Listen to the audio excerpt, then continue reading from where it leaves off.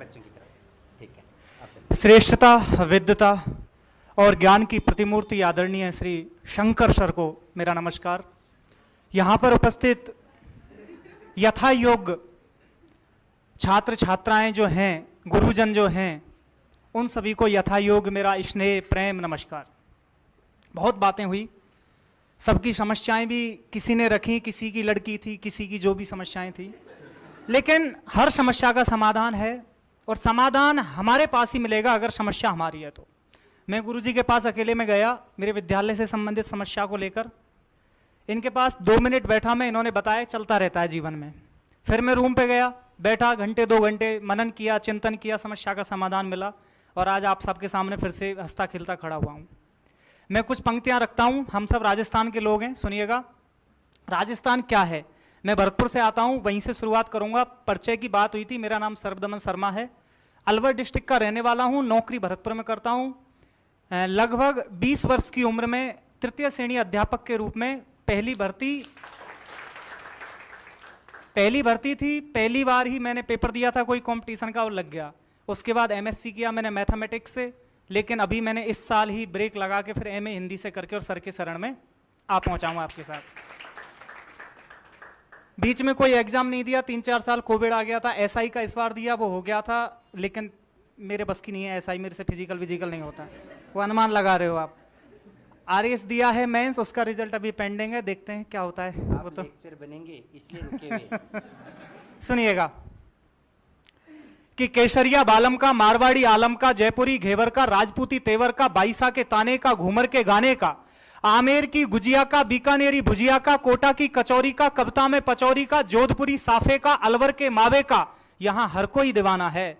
लाख अच्छाइयां हैं मेरे प्रदेश की, आपको तो फिर भी पानी ही कम बताना है। अरे दाल बाटी चूरमे और जायके की खान से हूं, हाँ मैं राजस्थान से हूं,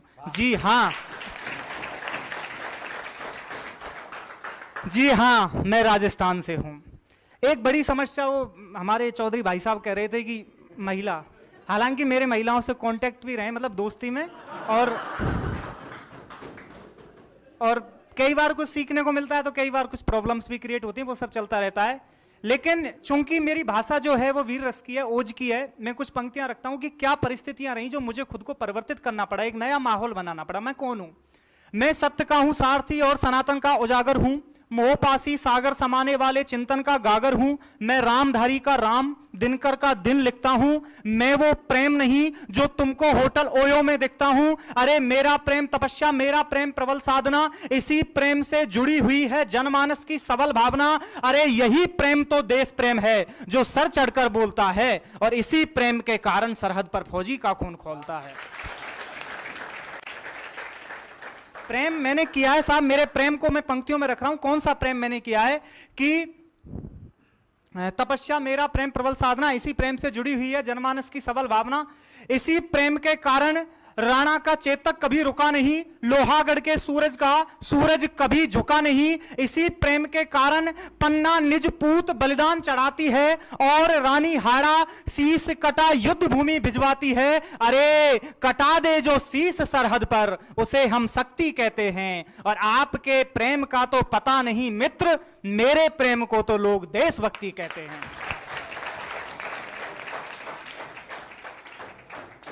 और क्यों पढ़ता हूं वीर रस की भाषा, वो सुनिएगा साहब।